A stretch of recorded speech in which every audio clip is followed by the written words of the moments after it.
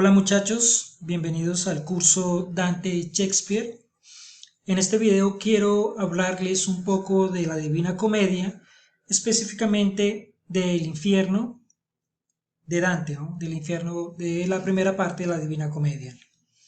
Entonces, para empezar, quiero comentarles que su composición o sobre su composición hay algunas conjeturas, es decir, no se tienen fechas exactas que puedan ser validadas históricamente de en qué momento Dante escribió los tres momentos de este célebre y famosísimo libro llamado La Divina Comedia.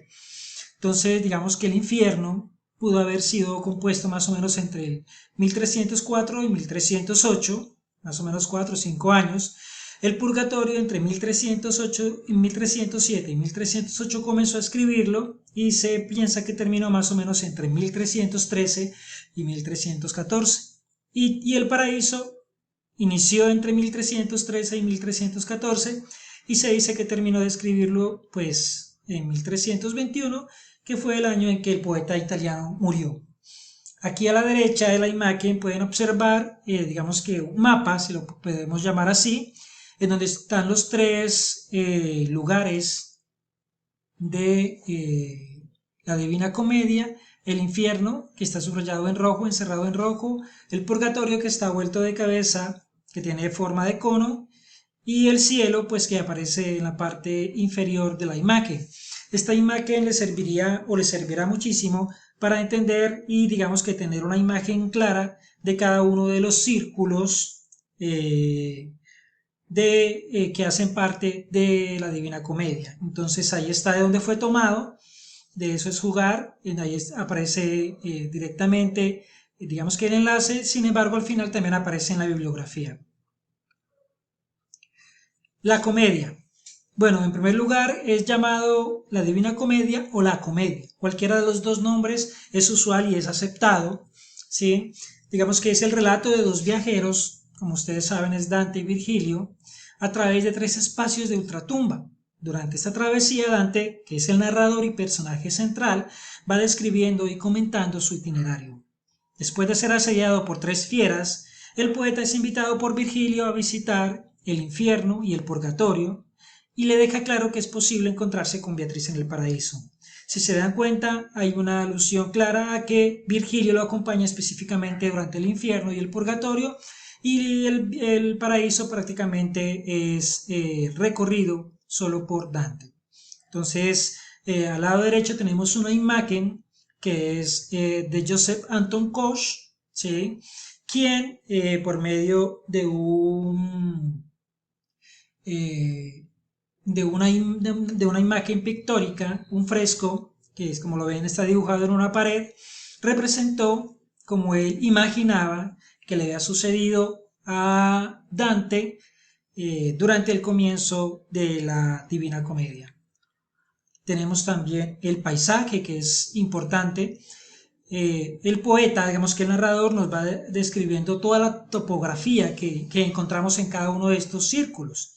Hay que aclarar que hay descripciones muy precisas de muchos elementos, de maneras de castigo, de tortura, del sufrimiento de las personas, los personajes que se va encontrando, que son famosos pensadores, que son famosos personajes de la literatura, que son famosos personajes de la vida real en el contexto en el cual fue escrita la Divina Comedia, es decir, fueron conocidos directamente de Dante Alighieri.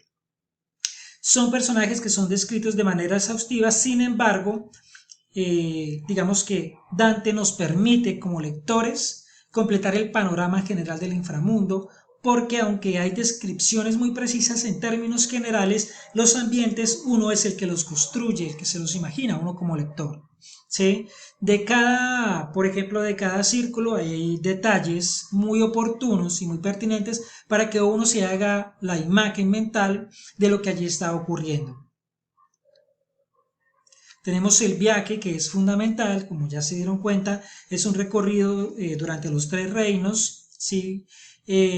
Para muchos dantistas, este viaje, digamos que es situado realmente en la Semana Santa del 1300, del año 1300, durante el jubileo, ¿sí? Que es esa celebración que tiene lugar en distintas iglesias cristianas, digamos, que son históricamente, eh, que conmemora un año sabático, que tiene significados particulares además, específicamente para la Iglesia Católica. En ese momento, ese jubileo fue convocado por Bonifacio VIII. Entonces, hay mucho que pensar con relación a que el viaje para los dantistas fue iniciado, el viaje narrativo, el viaje literario de Dante, ese sueño que tuvo en la Semana Santa del año 1300. En este tema hay mucha eh, postura común, hay mucho acuerdo en que esta fue la fecha de inicio. Vemos una imagen de Dante y Virgilio en el infierno, del mismo pintor del fresco anterior, de Joseph Anton Koch, de 1825. Tenemos el infierno, que es el tema central de esta breve charla. Pues como ya se los comenté, es un abismo subterráneo en forma de cono invertido que, si lo pueden observar bien, está debajo de la santa ciudad de Jerusalén, santa para los cristianos, para los católicos, para los creyentes, ¿sí? Y desde ese punto de vista también se puede hacer mucha referencia a todo el ultramundo, a todo el submundo, a todo el infierno, a toda esa representación de lo malo del ser humano que siempre se ha categorizado que está desde Dante debajo de nosotros, que el infierno es una posición geográfica, topográfica que está en el interior de la tierra, ¿sí? Se llega a él tras dejar atrás su vestíbulo, ¿sí? El vestíbulo, por ejemplo, en esta obra es cuando Dante se encuentra con las tres fieras y llega Virgilio y lo salva y le invita a entrar al limbo y a comenzar su viaje por el infierno. Al entrar al infierno, pues Dante se encuentra con varios círculos, como ustedes lo saben. En el primer círculo ya les dije que estaba el limbo, donde están los no bautizados, y el que se hallan las almas de los grandes hombres.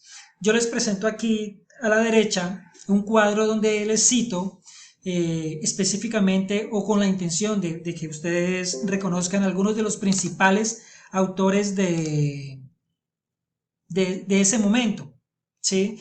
De ese momento histórico, autores de gran prestigio literario, autores de gran prestigio filosófico. Entonces vamos a encontrar muchos grandes pensadores, como ya les dije en un comienzo, que nos van a llevar a pensar específicamente en la influencia literaria e histórica que tuvo Dante para poder escribir la Divina Comedia. Entonces, la primera cita que está en la página 20 de un sitio que referencio al final de la bibliografía, dice: mira aquel que tiene una espada en la mano y viene a la cabeza de los tres como su señor. Ese es Homero, poeta soberano. El otro es el satírico Horacio, Ovidio.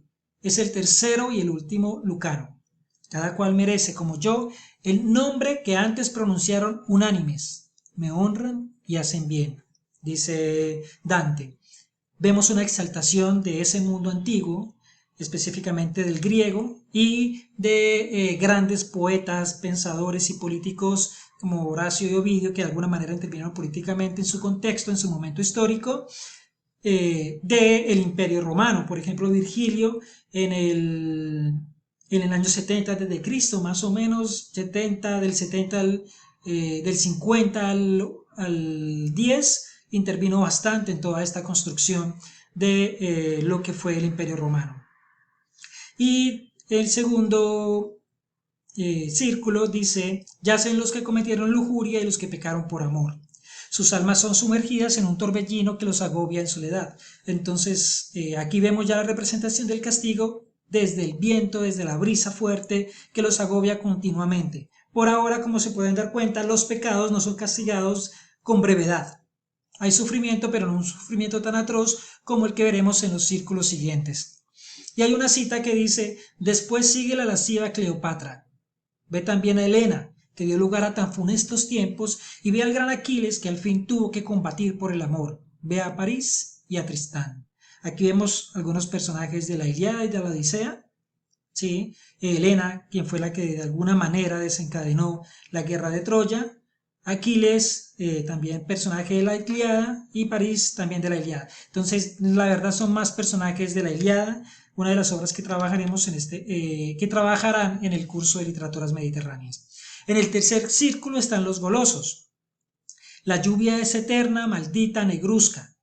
Y aparece la figura del cerbero o el cancerbero, ese perro que ladra con 3 fauces, ¿sí? Tiene 3 bocas, que tiene 3 cabezas, contra los condenados. Y aquí la cita dice: tu ciudad tan llena hoy de envidia que ya colma la medida, me vio en su seno en vida más serena. Vosotros los habitantes de esa ciudad me llamasteis Siaco. Por el reprensible pecado de la gula, me veo como ves sufriendo esta lluvia. Aquí aparece Siaco, que es un personaje de la vida real, es una persona, digamos que fue una persona conocida en su contexto histórico, y por eso cuando vayan a ver cómo fue la vida de Siaco, de alguna manera pueden entender por qué es citado en el círculo 3. En el cuarto se encuentran con Plutón o Pluto, y observan a los condenados chocar entre ellos y golpear sus pechos con fuerza por ser avaros. Y él presentó una cita: erró la mente de todos en la primera vida y no supieron gastar razonablemente. Así lo manifiestan claramente sus aullidos. Esos que no tienen cabellos que cubran su cabeza fueron, ojo, clérigos, papas y cardenales a quienes subyugó la avaricia. Aquí hay una alusión directa también a uno de los motivos por el cual escribió la Divina Comedia, para ir en contra de algunos personajes reconocidos en su momento como clérigos, papas y cardenales, que eran reconocidos también por ser muy avaros. En el quinto círculo pues bordean la laguna Estigia. Los iracundos están inmersos en el fango de su ira y condenados a golpearse entre ellos, sí, a maltratarse corporalmente. Los perezosos se ahogan hundidos. Una cita que presento acá dice: poco después le vi acometido de tal modo por las demás sombras cenagosas que aún alabo a Dios y le doy gracias por ello. Todos gritaban a Felipe Argenti. Este florentino espíritu orgulloso se revolvía contra sí mismo, destrozándose con sus dientes. Aquí, como se ve, aquellos iracundos, aquellas personas que eran difíciles en su tratar, que además eran perezosas, eran llamados a pertenecer a este círculo segundante. Este Felipe Argenti también es un personaje de la vida real, lo pueden encontrar como un elemento histórico de la obra. En el sexto círculo se encuentran Dante y Virgilio dentro de los muros de Doti, vigilada por diablos, 3 furias y espíritus de la venganza que castigan a los herejes. Los condenados yacen en sepulcros destapados. Y les presentó una cita donde también hay digamos que nos encontramos con uno de los personajes relevantes, que en este caso es Epicuro, ¿sí? Entonces dice: Epicuro y todos sus sectarios que pretenden que el alma muere con el cuerpo tienen su cementerio hacia esta parte. Y más adelante dice: la injuria es el fin de toda maldad, que se atrae el odio del cielo. Y se llega a este fin, que redunda en perjuicio de otros, bien por medio de la violencia o bien por medio del fraude. Entonces encontramos a Epicuro y su manera de pensar, su filosofía, donde él afirmaba que el alma muere con el cuerpo, es decir, no hay una posibilidad de que exista algo más allá de la vida. Y dentro de la religión católica pues esto no es bien visto, porque para la religión católica siempre ha existido Dios como un elemento al que debemos llegar después de la muerte, igual en este caso la Virgen y otros elementos que hacen parte directa de la narrativa de Dante Alighieri. Entonces, por ejemplo, Dante desea llegar al paraíso para encontrarse con Beatriz, que para algunos puede representar a la Virgen María. Voy a continuar en el siguiente video con los siguientes círculos y el final de esta breve explicación.